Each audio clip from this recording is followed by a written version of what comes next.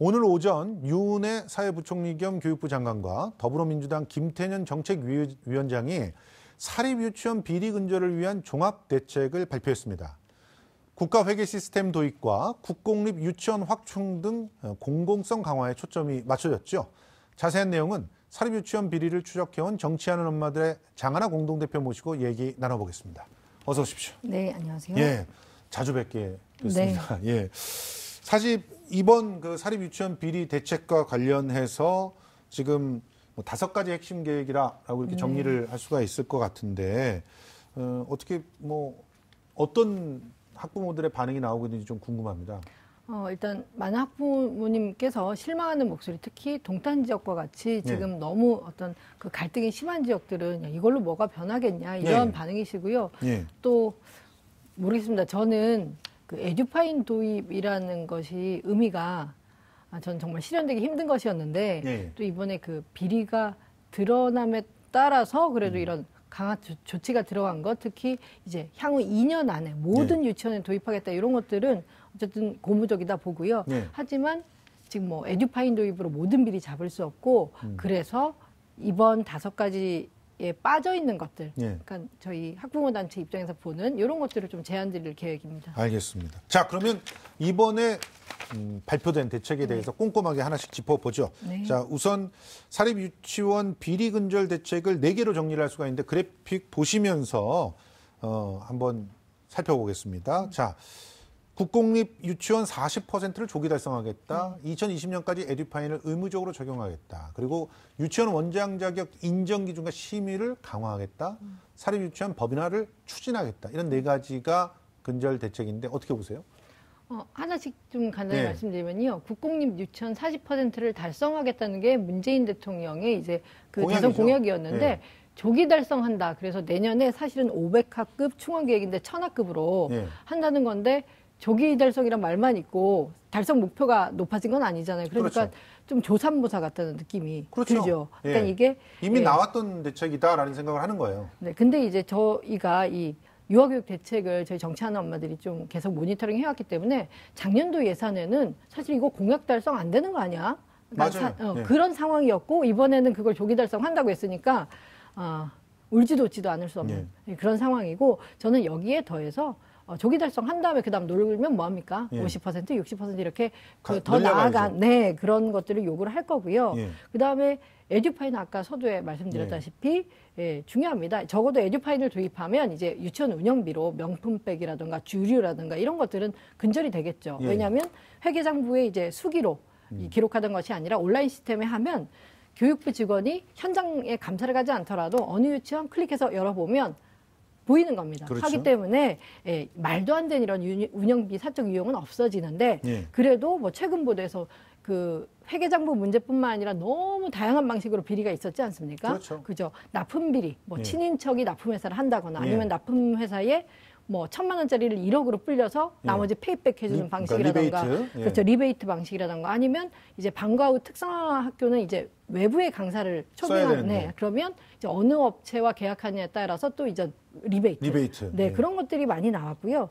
그리고 또 자기 그 자식들한테 말도 안 되는 높은 그 월급을 갖다 지급하는 거 이것도 월급 상한제가 없기 때문에 뭐 여전히 막을 수 없는 거 아니에요? 제가 그래서 필요한 게 요 에듀파이는 회계 시스템이고요.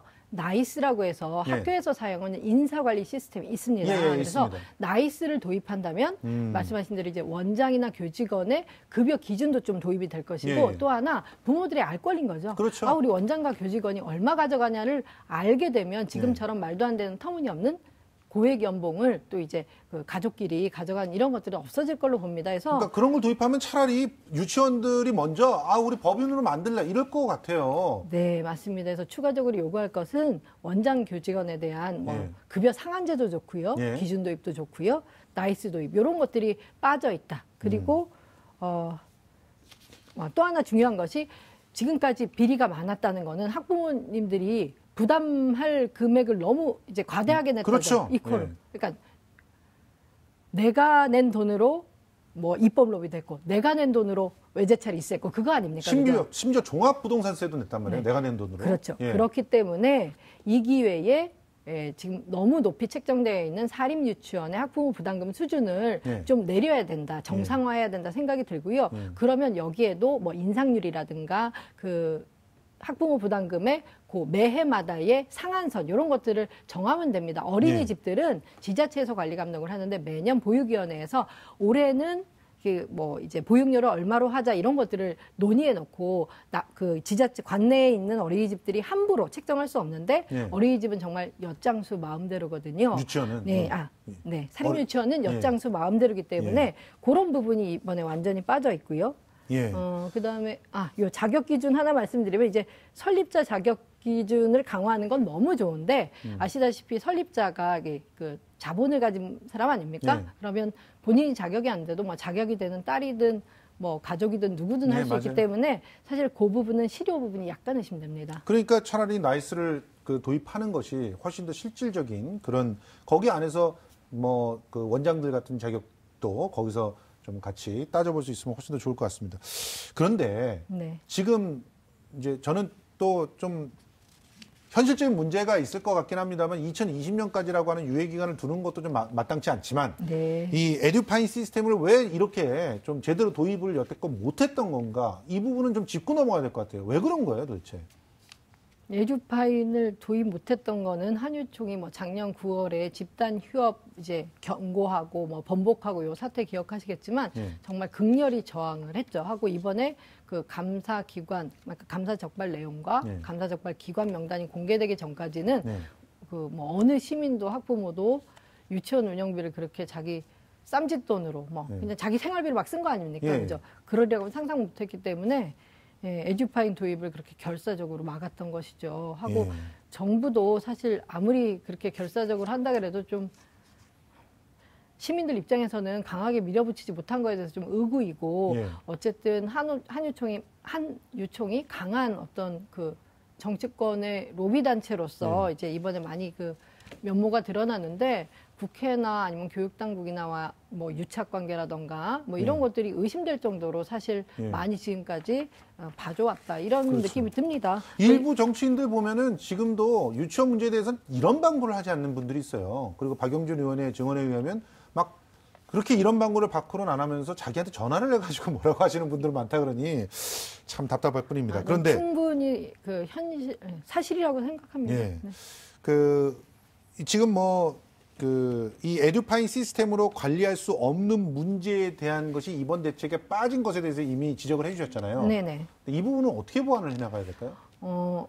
학부모들이 지금 이번에 발표한 것이 처음 발표된 것이 3년 동안의 감사 그 적발 내용이었고요.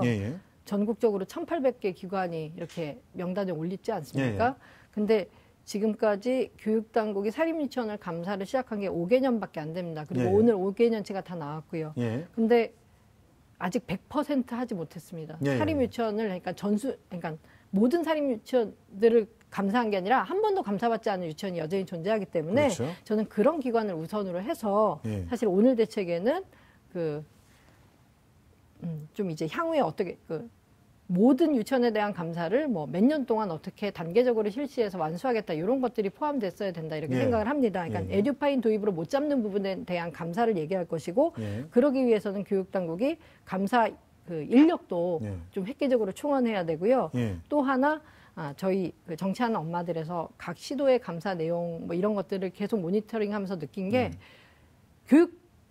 교육감마다 그러니까 시도 교육청마다의 관리 감독 의지가 천차만별입니다. 맞아요. 그래서 어떤 곳은 같은 기간에 뭐 감사를 실시한 기관 수가 적기도 하고 많기도 하고 또 적발 내용을 보면 좀 대충한 걸 알 수 있지 않습니까? 그렇기도 하고 또 같은 정도 수준의 부당행위에 대해서 처벌 수위도 또 다르고 그렇기 어떤 때문에 데는 주의 준 걸 저쪽에 가면은 뭐 그런 게 너무 많더라고요. 이게 뭐 교육자치고 지금 교육감을 선출로 뽑기 때문에 그런 문제가 있기도 하지만 어쨌든 이번 기회에 교육부가 좀 단일화된 뭐 감사 매뉴얼이라든가 또 처벌 기준 이런 것들을 전국 시도 교육청에 좀 배포를 해서 제대로 된 감사 한 바퀴 돌아야 된다고 생각합니다. 우리 학부모들 입장에서는 어떤 걸 요구할 수 있을까요? 지금 사실은 저희 아내 같은 경우도 유치원 운영위원회에 들어가 있거든요. 그런데 운영위원회에 들어가 있지만 사실은 뭐 운영위원들이 사인은 해줘야 되는 권리는 있어요. 네. 그렇지만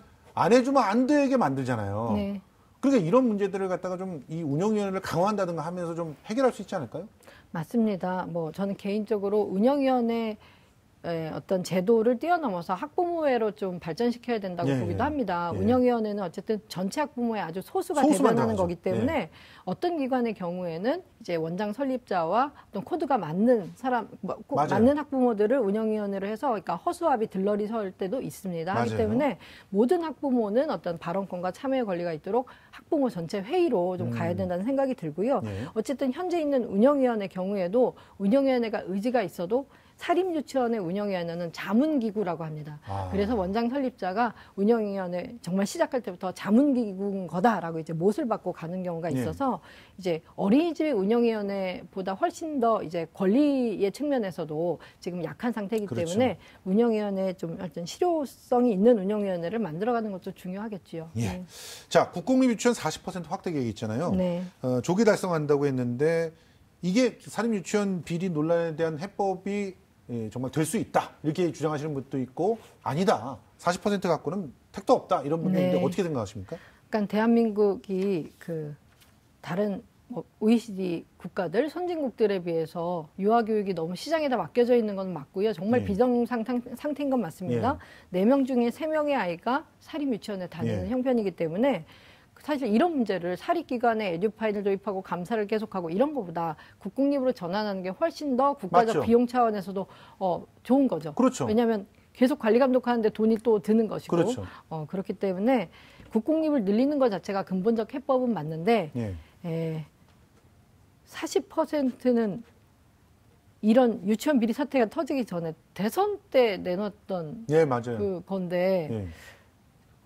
뭐 하여튼 모두에 말씀드렸다시피 정말 조산부사 같습니다. 저는 이 상황에도 40%를 더 뛰어넘는 좀 이런 뭐 학부모들의 눈높이에 맞는 이런 그 수치를 내놓지 못한다는 게 아직도 유아교육이나 특히 우리 아이들 인권에 관련된 이런 재정에 투입하는 걸 아까워하는 것 이런 것들 너무 안타깝게 생각합니다. 그러니까요. 지금 이런 사태가 벌어졌고 어떻게 보면은 거의 그 다수의 사립유치원에서 소소한 비리들이라도 이제 다 나왔다는 상황이 된 건데 그렇다고 한다면 조금 더 적극적으로 국공립을 한다든가 아니면 정확하게 위탁을 줘서 준공영으로 제대로 운영하게 한다든가 하는 그런 획기적인 확산 대책들이 좀 있어야 되지 않나. 그래서 사실은 시장 자체가 최소한 국공립시장으로 좀 주도권이 넘어와야 그래서 50% 이상이 넘어와야 좀 사립들이 경쟁에서 떨어지거나 도태되거나 그러면은 또 대안도 있고 그러니까 그런 부분들이 생기지 않을까 하는 생각들이 좀 들거든요. 네, 정확하신 지적이신데요. 이 국공립 비율이 50%가 되면 그때는 요 유아교육 전체 현장에 자정작용이랄까 맞아요. 레버리지가 있다는 연구 결과들이 너무 많아서 맞습니다. 50%는 상당히 의미가 있는 수치이고요. 예. 그때 되면 사립유치원도 지금보다 훨씬 전행을 하지 못하는 상황에 이르죠. 예. 예. 자, 지금 저는 이제 관심 있는 게 그 부산 지역에서 신입원생을 받지 않고 휴업하겠다는 의지를 막 그것도 집단으로 하려고 하다가 이제 뭐 극적으로 철회를 했어요. 그렇지만 개별적으로 일부 유치원들에서는 내년도 내가 운영하는 맞습니다. 6곳 저 신입 없습니다. 이런 식으로 막 밝히니까 불안해하고 있단 말이에요.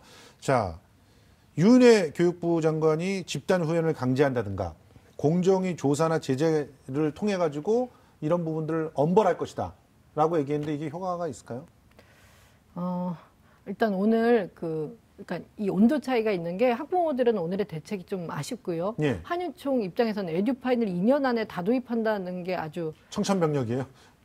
그렇겠죠. 왜냐하면 예. 수십억을 정말 투자해서 지금까지 아주 높은 이윤을 예. 이렇게 가져왔기 때문에 이 에듀파인이 웬 말이냐 이런 생각들을 할 거라서 정말 좀 극과 극에 있는 상황입니다.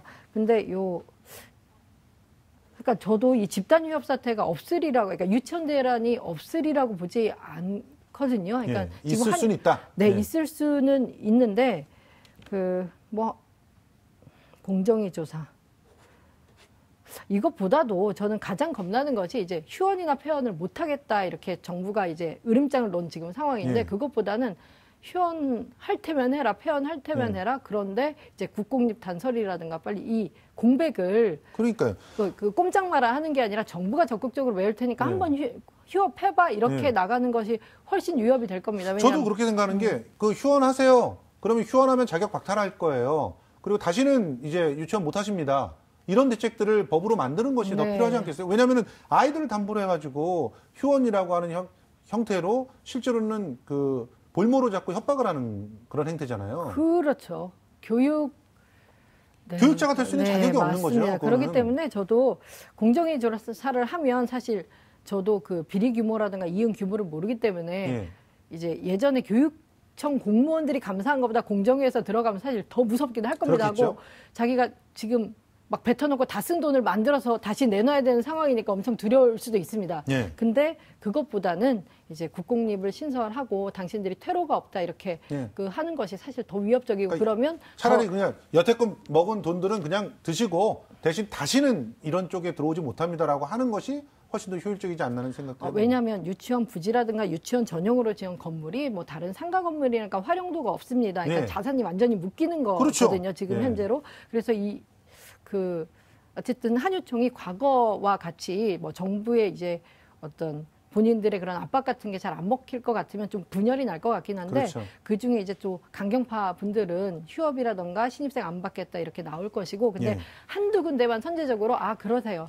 그러면 국공립 단설 갈 거고 오늘 발표 중에 좋은 게 있었는데 지역의 뭐 국공립 유치원 어린이집 초등학교 유휴교실 이런 것들을 모두 동원해서라도 유치원 교육 공백은 없게 하겠다라고 밝혔거든요. 하기 때문에 이렇게 하면은 이제 내가 휴업을 해도 실익이 없다라고 하면 이제 유치원 대란 나오는이 발생하는 것을 좀 조기에 좀 진정시킬 수 있을 거라고 봅니다. 물러설 알겠습니다. 부분이 아닙니다, 이거는.